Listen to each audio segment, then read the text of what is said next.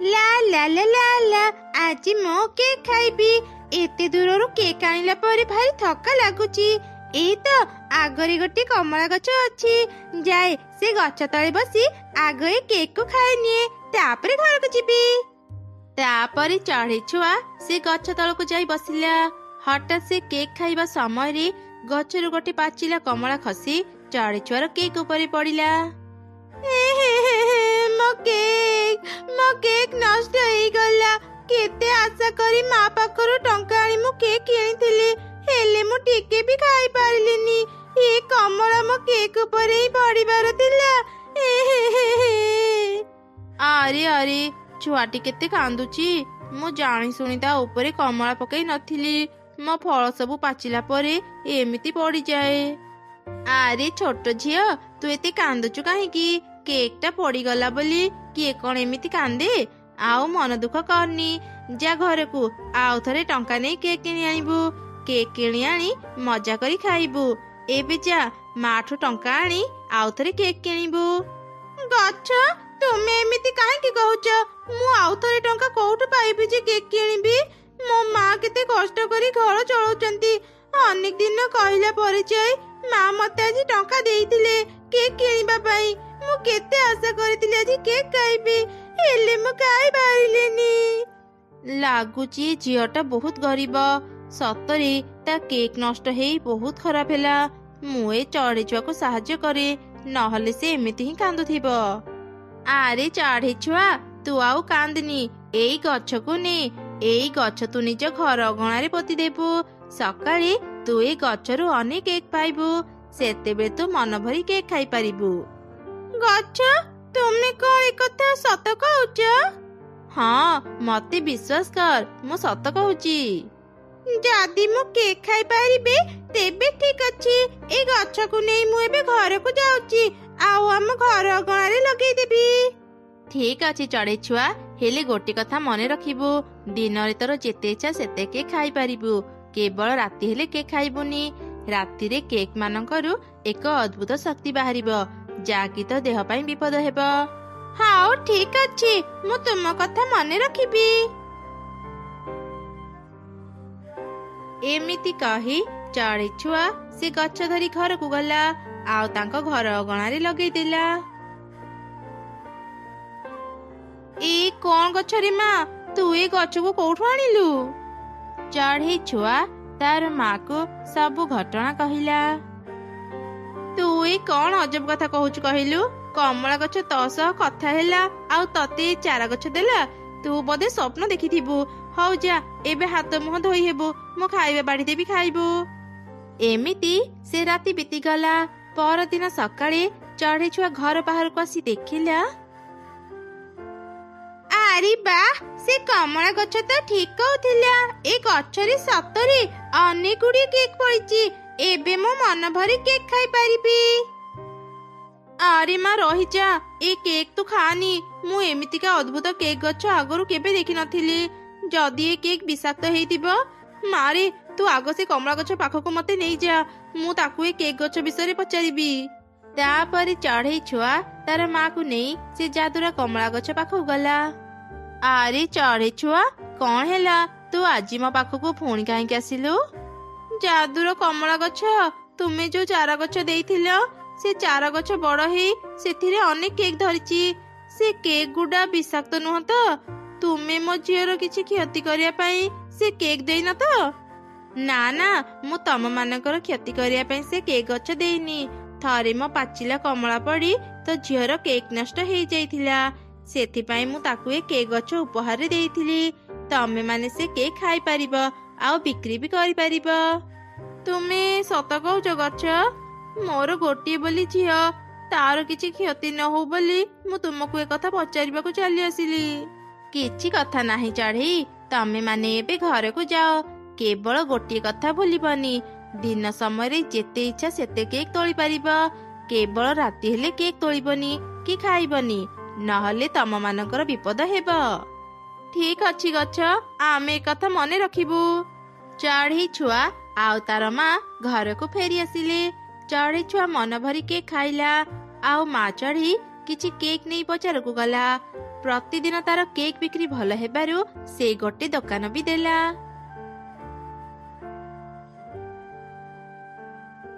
ସତରେ ଚଢ଼େଇ, ତୋର କେକ୍ ନା ଭାରି ସ୍ୱାଦିଷ୍ଟ। ଆମକୁ ବି କହ, ତୁ କେମିତି କେକ୍ ତିଆରି କରୁଛୁ?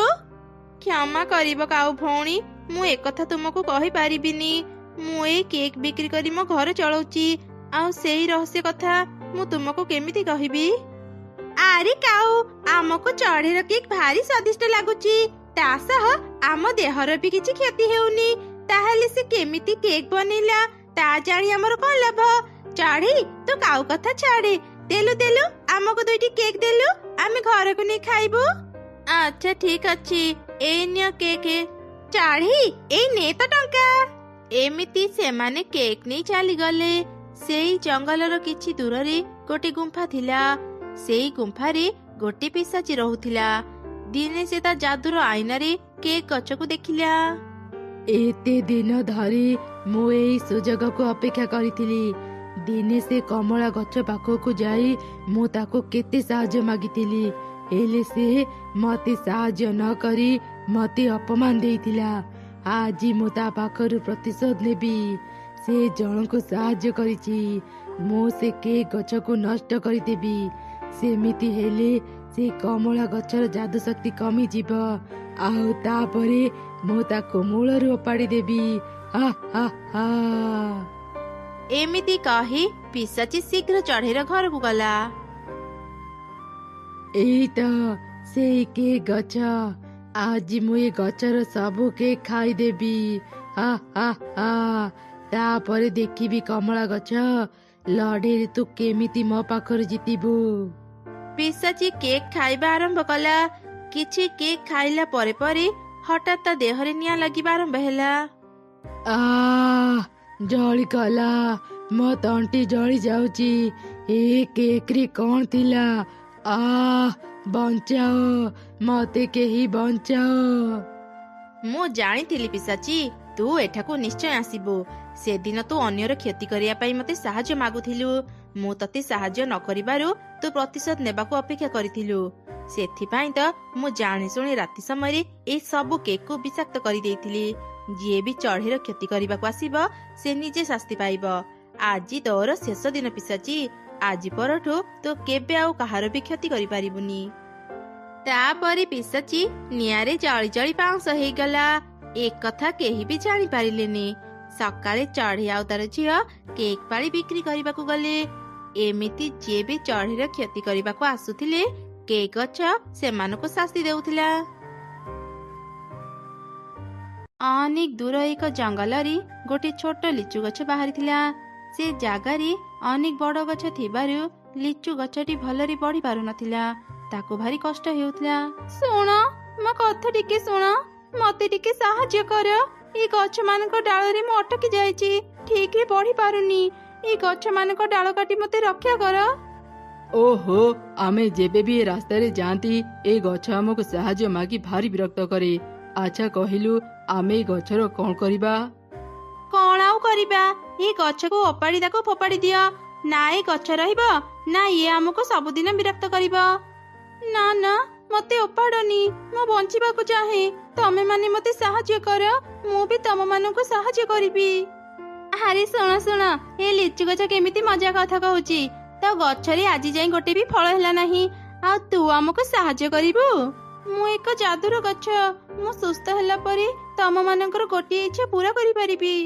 ବୁଝିଗଲୁ, ତୁ ବଞ୍ଚିବା ପାଇଁ ଆମକୁ ଏମିତି ମିଛ କଥା କହୁଛୁ ନା? ଆରେ ଦେଖୁଛ କଣ, ଶୀଘ୍ର ଏ ଗଛକୁ ଓପାଡ଼ି ଦିଅ, ନହେଲେ ଇଏ ସବୁଦିନ ଏମିତି କଥା କହି ଆମ ମୁଣ୍ଡ ଖରାପ କରିବ। ଏମିତି କହି କାଉ ସେ ଲିଚୁ ଗଛକୁ ଓପାଡ଼ି ଦୂରରେ ଫିଙ୍ଗିଦେଲା। ଲିଚୁ ଗଛଟି କାନ୍ଦୁଥିଲା। ସେତେବେଳେ ସେ ରାସ୍ତା ଦେଇ ଗୋଟେ ଚଢ଼େଇ ତା ଛୁଆ ସାଙ୍ଗରେ ଯାଉଥିଲା। ଲିଚୁ ଗଛର କାନ୍ଦିବା ସ୍ୱର ଶୁଣି ସେ ଅଟକି ଗଲା। ମାରେ, ଏମିତି ଲାଗୁଛି କିଏ କାନ୍ଦୁଛି, ହେଲେ ମୁଁ ତ ଏଠି କାହାକୁ ବି ଦେଖିବାକୁ ପାଉନି। ତାକୁ ସାହାଯ୍ୟ କେମିତି କରିବି? ମା, ମତେ ଲାଗୁଛି ଭୂତ ଏମିତି କରୁଥିବ। ଚାଲ ଚାଲ ମା, ଶୀଘ୍ର ଏଠୁ ପଳେଇବା, ନହେଲେ ଭୂତ ଆମକୁ ମାରିଦେବ। ଆରେ, ଏ ଦିନ ବେଳଟାରେ ଭୂତ କୋଉଠୁ ଆସିବ? ଭୂତ ପ୍ରେତ କିଛି ନଥାନ୍ତି, ଏସବୁ ମନର ଭ୍ରମ। ନିଶ୍ଚୟ କିଏ ବିପଦରେ ପଡି କାନ୍ଦୁଥିବ। ମୁଁ ଜୋରେ ପାଟି କରି ସେ ଯଦି ମୋ କଥା ଶୁଣିପାରିବ ଆମେ ତା ପାଖକୁ ଯିବା। କିଏ କିଏ କାନ୍ଦୁଛ? ମୁଁ ଏଠି କାହାକୁ ବି ଦେଖୁନି। ତୁମେ କୋଉଠି ଅଛ? ମତେ କୁହ, ମୁଁ ତୁମକୁ ସାହାଯ୍ୟ କରିବି। ମୁଁ ଏଇଠି ଅଛି, ତଳକୁ ଦେଖ। ଏଇ କଣ ଲିଚୁ ଗଛ, ତୋର ଏମିତି ଅବସ୍ଥା କେମିତି ହେଲା? ଏବେ ତ ଝଡ଼ ତୋଫାନ ଆସିନି, ତୁ ଉପୁଡ଼ି ଗଲୁ କେମିତି? ଲିଚୁ ଗଛ କାନ୍ଦି କାନ୍ଦି ଚଢ଼େଇକୁ ସବୁ କଥା କହିଲା। ଲିଚୁ ଗଛ, ତୁ କାନ୍ଦି, ମୁଁ ତତେ ସାହାଯ୍ୟ କରିବି। ଏଠି ସବୁ ଗଛ ବଡ଼ ବଡ଼, କେବଳ ତୁ ହିଁ ସାନ। ସେଥିପାଇଁ ସେମାନଙ୍କ ଡାଳ ତ ଗଛରେ ବାଜିବା ଯୋଗୁଁ ତୁ ଭଲରେ ବଢି ପାରୁନୁ। ମୁଁ ତତେ ଏକ ଏମିତି ଜାଗାରେ ଲଗେଇବି ଯୋଉଠି ତୁ ଭଲରେ ବଢି ପାରିବୁ। ଏମିତି କହି ମା ଚଢ଼େଇ ସେ ଲିଚୁ ଗଛକୁ ନେଇ ନଦୀ ପାଖରେ ଲଗେଇଦେଲା। ଧନ୍ୟବାଦ ଚଢ଼େଇ, ତୁ ମତେ ଗୋଟେ ଭଲ ଜାଗାରେ ଲଗେଇଛୁ। ଏଠି ପାଣି, ଆଲୁଅ, ପବନ ମୁଁ ସବୁ ପାଇପାରୁଛି।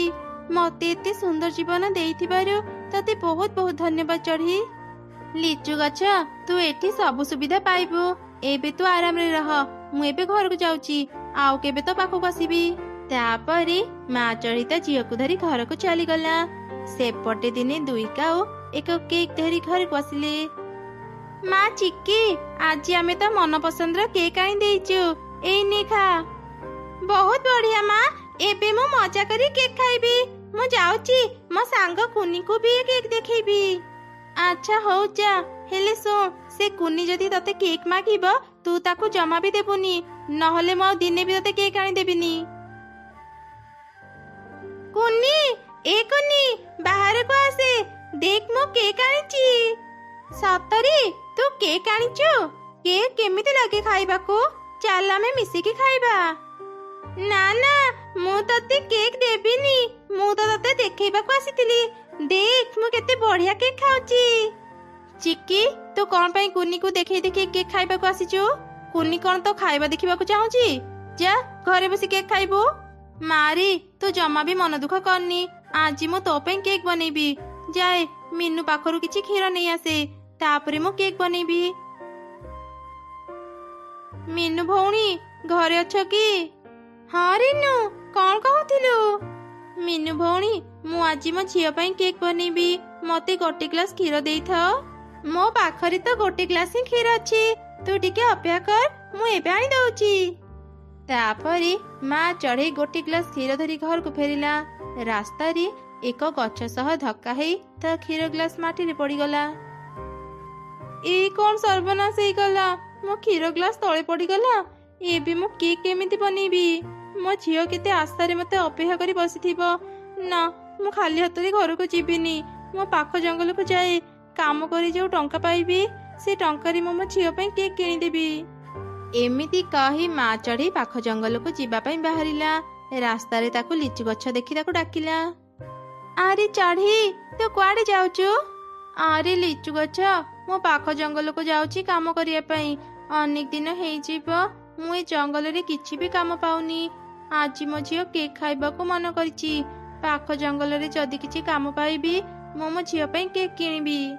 ଚଢ଼େଇର କଥା ସରୁ ସରୁ ଲିଚୁ ଗଛରେ ଅନେକ ସାରା କେକ୍ ବାହାରିଲା। ଚଢ଼େଇ, ତତେ ଆଉ କାମ ଖୋଜିବା ପାଇଁ ପାଖ ଜଙ୍ଗଲକୁ ଯିବାକୁ ପଡିବନି। ଦିନେ ତୁ ମତେ ସାହାଯ୍ୟ କରିଥିଲୁ, ଆଜି ମୁଁ ତତେ ସାହାଯ୍ୟ କରିବି। ମୋ ଗଛରେ ଥିବା ଏଇ ସବୁ କେକ୍ ଆଜିଠୁ ତୋର। ତୁ ଏଥିରୁ କିଛି ନେଇ ଘରକୁ ଯା, ତୋ ଝିଅକୁ ଦେବୁ। ଆଉ କିଛି କେକ୍ ତୁ ବଜାରରେ ବିକ୍ରି କରିପାରିବୁ। ଏଇ କେକ୍ ବହୁତ ସ୍ୱାଦିଷ୍ଟ, ଯିଏ ଥରେ ଖାଇବ ବାରମ୍ବାର ଖାଇବାକୁ ଇଚ୍ଛା କରିବ। ବହୁତ ବହୁତ ଧନ୍ୟବାଦ ଲିଚୁ ଗଛ, ତୁ ଆଜି ମୋର ବହୁତ ବଡ଼ ଉପକାର କଲୁ। ତାପରେ ମା ଚଢ଼େଇ କିଛି କେକ୍ ନେଇ ଘରକୁ ଆସିଲା। ତା ଝିଅ ମନ ଭରି କେକ୍ ଖାଇଲା। ଆଉ କିଛି କେକ୍ ମା ଚଢ଼େଇ ବଜାରରେ ଦୋକାନ ଦେଇ ବିକ୍ରି କଲା। ଚଢ଼େଇ, ତୁ କେକ୍ ଦୋକାନ ଦେଇଛୁ? ଦେ ଦେ, ମତେ ଗୋଟେ କେକ୍ ଦେ, ଦେଖିବା ତୋ କେକ୍ କେମିତି ଲାଗୁଛି। ମୁଁ ଆଜି ହିଁ କେକ୍ ଦୋକାନ ଦେଇଛି, ଏଇ ନିଅନ୍ତୁ ଆପଣଙ୍କ କେକ୍। ବାଃ ଚଢ଼େଇ, ତୋ କେକ୍ ତ ଭାରି ସ୍ୱାଦିଷ୍ଟ। ମୁଁ ଏତେ ବଢିଆ କେକ୍ ଆଗରୁ ଖାଇନଥିଲି। ମୁଁ ଏବେ ଯାଉଛି ସମସ୍ତଙ୍କୁ ତୋ କେକ୍ କଥା କହିବି। ଏମିତି ସେ ମିଟୁ ଜଙ୍ଗଲ ଭିତରକୁ ଗଲା, ଆଉ ସମସ୍ତଙ୍କୁ ଚଢ଼େଇର କେକ୍ ଦୋକାନ କଥା କହିଲା। ତା ଶୁଣି ସମସ୍ତେ ଚଢ଼େଇର କେକ୍ ଦୋକାନକୁ ଆସିଲେ, ଆଉ କେକ୍ ଖାଇ ତାକୁ ଟଙ୍କା ଦେଲେ। ଚଢ଼େଇ ଆମକୁ ଦୁଇଟା କେକ୍ ଦେଲୁ।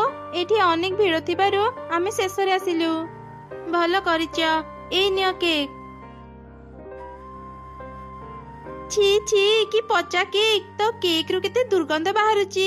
ତୁ କଣ ଦେଇ କେକ୍ ବନେଇଛୁ? ଜମା ପାଟିରେ ଦେଇ ହେଲାନି। ତମେ ଦୁଇ ଜଣ ମିଛ କଥା କାହିଁକି କହୁଛ? ଯଦି ତମ ମାନଙ୍କୁ କେକ୍ ଭଲ ଲାଗିଲାନି, ପାଟିରେ ଦେଉ ଦେଉ ହିଁ ତମେ ମାନେ ଖାଇପାରିନଥାନ୍ତ।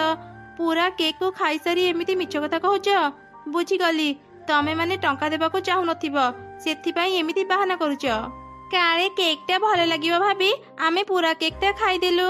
ତୁ ସମସ୍ତଙ୍କୁ ଭଲ କେକ୍ ଦେଲୁ, ହେଲେ ଆମକୁ ହିଁ ବାସି ଦୁର୍ଗନ୍ଧ କେକ୍ ଦେଲୁ। କହ, ତୁ ଏ କେକ୍ କେମିତି ବନେଇଛୁ? ମୁଁ ଏ କେକ୍ ବନେଇନି, ନଦୀ ପାଖରେ ଥିବା ଯାଦୁର ଗଛ ମତେ କେକ୍ ଦେଇଛି। ସେ କହିଥିଲା ଏ କେକ୍ ଭାରି ସ୍ୱାଦିଷ୍ଟ, ଆଉ ସବୁ କେକ୍ ର ସ୍ୱାଦ ଏକା ଭଳି। ଆଚ୍ଛା ଆଚ୍ଛା ଠିକ ଅଛି, ଆଉ ରାଗ୍ନି, ଏଇ ନେ ତ ଟଙ୍କା, ଆମେ ଏବେ ଯାଉଛୁ। ଦେଖିଲ ମୋର କେତେ ବୁଦ୍ଧି। ଆଜି ମୋ ବୁଦ୍ଧି ପାଇଁ ଆମେ ଜାଣିପାରିଲେ ଚଢ଼େଇ ଏତେ ବଢିଆ କେକ୍ କୋଉଠୁ ଆଣୁଛି। ଚାଲ ଆମେ ବି ସେ ଯାଦୁର ଗଛ ପାଖରୁ କେକ୍ ଆଣିବା, ଆଉ ତା ବିକ୍ରି କରି ଆମେ ବି ଧନୀ ହେବା। ଆରେ ଏଇଟା ତ ସେଇ ଗଛ ଯାହାକୁ ଆମେ ଅପାଡ଼ି ଦେଇଥିଲେ। ସେ ଏଠାକୁ କେମିତି ଆସିଲା? ଆଉ ତା ଗଛରେ କେକ୍ କେମିତି ଫଳିଲା? ହଁ ହଁ, ମୁଁ ସେଇ ଗଛ ଯାହାକୁ ତମେ ମାନେ ମାରିବା ପାଇଁ ଅପାଡ଼ି ଦେଇଥିଲ। ମୁଁ ସାଧାରଣ ଗଛ ନୁହଁ, ଯାଦୁର ଗଛ। ଶୁଣିବ ତମେ ମାନେ, ମୁଁ ଏଠାକୁ କେମିତି ଆସିଲି? ଚଢ଼େଇ ମତେ ଆଣି ଏଠି ଲଗେଇଦେଲା। ଚଢ଼େଇ ପାଇଁ ମୁଁ ନୂଆ ଜୀବନ ପାଇଛି, ସେଥିପାଇଁ ମୁଁ ଚଢ଼େଇକୁ କେକ୍ ଦେଇ ତାକୁ ସାହାଯ୍ୟ କରିଛି। ଗଛ, ଆମକୁ କ୍ଷମା କରିଦିଅ, ଆମେ ଆଉ କେବେ ବି ସେଭଳି ଭୁଲ କରିବୁନି। ଦୟାକରି ଆମକୁ ବି କେକ୍ ଦିଅ, ଆମେ ବି ଚଢ଼େଇ ପରି କେକ୍ ଦୋକାନ ଦେବୁ। ନା, ମୁଁ ତମ ଭଳି ସ୍ୱାର୍ଥପର ମାନଙ୍କୁ କେବେ ବି ସାହାଯ୍ୟ କରିବିନି। ସେଦିନ ମୁଁ ସାଧାରଣ ଗଛ ଥିଲି ବୋଲି ତମେ ମାନେ ମତେ ମାରିବାକୁ ଚାହୁଁଥିଲ, ଆଉ ଆଜି ଯେତେବେଳେ ଜାଣିଲ ମୁଁ ଯାଦୁର ଗଛ, ନିଜ ସ୍ୱାର୍ଥ ହାସଲ କରିବାକୁ ଚାଲି ଆସିଲ। ତମ ଭଳି ସ୍ୱାର୍ଥପର ମାନଙ୍କୁ ମୁଁ କେବେ ବି କେକ୍ ଦେବିନି। ଯିଏ ଭଲ, ଅନ୍ୟମାନଙ୍କୁ ବିପଦରେ ସାହାଯ୍ୟ କରେ, କେବଳ ମୁଁ ତାକୁ ହିଁ କେକ୍ ଦେବି। ଆରେ ତମେ ଏଇ ଗଛକୁ କେକ୍ କାହିଁକି ମାଗୁଛ? ଚାଲ ଆମେ ଜୋର କରି ତା ପାଖରୁ କେକ୍ ନେଇଯିବା। ଏମିତି କହି ଦୁଇ କାଉ କେକ୍ ଗଛକୁ ଗଲେ କେକ୍ ଆଣିବା ପାଇଁ। ସେ ଗଛ ଭିତରୁ ଦୁଇଟି ଡାଳ ବାହାରି ଦୁଇ କାଉଙ୍କୁ ବହୁତ ପିଟିଲା। ଆରେ ଆରେ, ସତରେ ଏଇଟା ଗୋଟେ ଯାଦୁର ଗଛ। ଏଇ ଗଛ କିଛି ବି କରିପାରିବ। ଚାଲ ଚାଲ ଶୀଘ୍ର ଏଠୁ ପଳେଇବା।